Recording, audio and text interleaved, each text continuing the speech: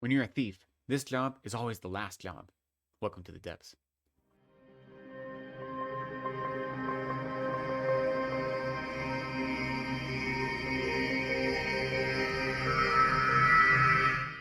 Hello, welcome to Reading from the Depths. My name is Lecton. Thank you for spending some time with me. Today, I have a review for you of Hammajang Luck. This is by Makana Yamamoto, and it is published by Harper Voyager and is being published in January of 2025. And I did receive a complimentary copy in exchange for a review. This is queer cyberpunk Ocean's 11. If you can picture all those things, mixing together. And it really is a very stereotypical heist story in many ways. So if you think of any heist story, those are the beats you're going to follow in this story. Our main character, Edie, the story opens with them being released from prison, and yet due to circumstances, they have to go for one more job, one last job. And so to do this job, they have to pull together a crew. So their crew is like you'd see in any heist movie. You have the thief, you have the grifter, you have the hacker. All these different colorful characters of the crew come together to form a found family, and then they go about planning their job. They test out the different parts of their plan, all of the different obstacles and so forth that they have to get through, that every character is uniquely positioned to have the skills to overcome. And then they go about executing their plan. And of course, there are some hiccups, there's some things that go wrong along the way, but they find ways around them and so forth, right? Like that is what you expect of a heist story, and you hit all of those beats in this story. So on one hand, there isn't a lot of originality in the overarching story or the story beats. It's very expected in that way, but it's fun. It is a story that you like being part of, which is why it's fun. And you get to see some really smart exploits and some really smart use of a character. But what makes the story stand out are the characters and are the setting, because it is, like I said, the cyberpunk setting first off. So it takes place in the distant future when Earth is barely existing anymore, and our main characters live on a space station called Hepler. This space station used to be kind of on the outer limits, but then as interstellar colonization expanded, they became more of like a hub. And similar to many stories set on space stations that are, developed as rings, there is a lot to say about class and about wealth inequality and about who lives on the lower rings versus the upper rings, and a very like literal metaphor of what it means to be on the bottom versus on the top, and what luxuries you're afforded and what luxuries are stolen from you. And so there's a lot of kind of class consciousness, and there's a lot to say about social status and about gentrification and things like this. Not heavy handed, but it's all woven into the story. Then the other part that makes the story stand out is there's a huge queer cast, including gay representation, trans and non-binary characters, and they live in a world this so far in the future where on one hand this is normalized. None of the characters get any blowback or feedback for their gender or sexual identities. Yet on the other hand, it still feels like an integral part of who they are and how they fit into the world. So even though their queerness is normalized, it's not forgotten, it's not erased. It makes them who they are, and it makes them distinct. So I think it's a really skillful way of creating a future where at least this one part of it is idealistic, right? That we do overcome these differences, yet we still have that part of us that makes us special and makes us unique. So it's a great diverse cast in terms of their gender and sexual identity and representation. And then on top of that, the other thing that makes this a unique story is that the writer, the author is Hawaiian, and all of the characters have this Pacific Islander cultural identity, and that permeates the story, and it's so beautifully done. The characters have this cultural sentimentality that explains who they are, where they come from, and that is a big part of the gentrification aspect that's happening, how they are losing even on the lower levels, the lower wards they're called, of the space station. There is gentrification happening because there are limited resources, right? And the kind of capitalist monopoly at the top. And of course, their big villain, the person that they're trying to rob, unlike Ocean's 11, isn't a casino magnate, but is a similarly, mustache twirling villain. Only in this case, it's kind of a combination of Elon Musk and Brian Johnson. Brian Johnson being the billionaire who is spending millions of dollars every year to make himself eternally young, this guy. So the main villain is a tech CEO that they are trying to rob. And, he fits that mold of he is the one that owns so much of the space station and of the world outside of the space station. He owns like so many parts of the galaxy, essentially, that like he is responsible for a lot of the suffering because the wealth inequality is so egregious. And so that is like a very familiar part of the heist story, because you need an antagonist that you're going to rob that you don't feel bad for robbing, so they have to be a bad guy. But the way his character plays into the actual disenfranchisement of our main characters and their community is important. And so the whole thing takes this very expected story but imbues it with this fresh life, having these other aspects mixed in. And I think the characters are where it shines. Our main character, Edie, is really exciting and fun. They are a really well-rounded character, and they bring a lot of heart and pathos to the story. when they get out of prison, they're going living with their sister and their nibblings. And so there is like a sentimental backstory of why they are continuing in this life of crime, even though their family doesn't want them to.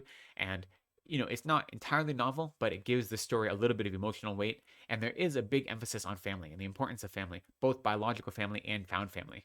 You get a little bit of Fast and Furious vibes with the importance of family in this story, but it works. It works for the story. It gives the story something more than just an interesting heist, right? Something more than just one job. And Edie, as a character, I think they are really, really fun to be with. They're someone you want to spend time with. They're complicated and, again, not entirely novel, considering the genre that they're playing with, but they have an interiority that is something that is exciting and it is fun to spend time with. It is an interiority that is contemplative and it recognizes where they come from and the cultural identity they have and what is at stake, both for themselves and for their family, and how their role, even as a thief or as a family person, as an auntie, as they're called, is so critical to who they are as a person that how they can try to reconcile those two parts of their life is an important part of the story. And again, it's not unique. Like, that's not a storyline that we haven't seen, like the thief gone good, the thief that struggles with living an upright life as a member of a family and yet thieving and doing crime, right? That's not novel, yet the way it is employed here, I think, is really skillful. And then all of the colorful ancillary characters are a lot of fun. Again, you have a big high story with a large cast, so they're kind of fitting into those roles of like the young girl who is the hacker, who is very precocious, and then the grifters who, are always sly and they're always kind of understated and they're a little bit too cool for school. And, all of the different characters, the mastermind who is like icy and who is always in charge of every detail. So because of this, the characters themselves, again, in a heist story, you know what to expect from these characters and they live up those rules, but they do it in a really colorful way. They're fun to spend time with. And I think the writing is really strong, especially as you see, due to their cultural backgrounds, often they use pidgin, so this vernacular language that comes from Hawaii. And whether the characters are speaking in pidgin or whether they're speaking in mainland English depends on who they're talking to. So you get a lot of character development just in the way they relate to one another and the way they relate to other characters. So you see the characters carry themselves different, including in the way they speak, depending on what scenario they're in. And it is done really skillfully.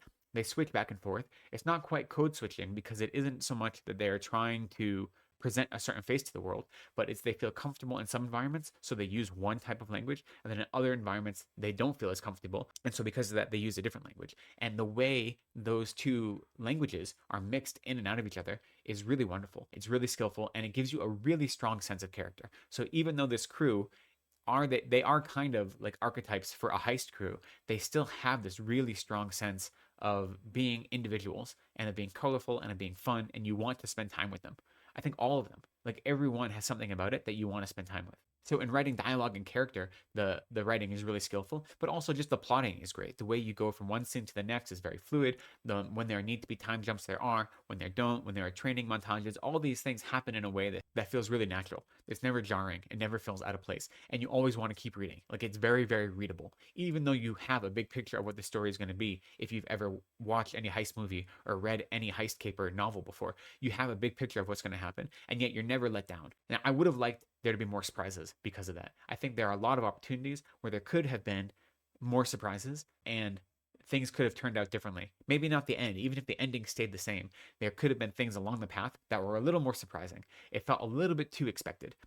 That's I still had fun with it, but I think there was a lot of place for surprise that was kind of missed, especially because this world that is built is so colorful and exciting. Having all these technological advances, being in this cyberpunk world and being in the far future and being on a space station and all of these different things mixed with the cultural identity of our main characters. It's this really beautiful, rich tapestry, the world that was created and the characters that populate it, and they're used well, but they could have been used better, which is to say that there could have been more stories happening. You could have had more interiority on some of the ancillary characters, and you could have had other surprises waiting because all of the pieces are there for those surprises to happen.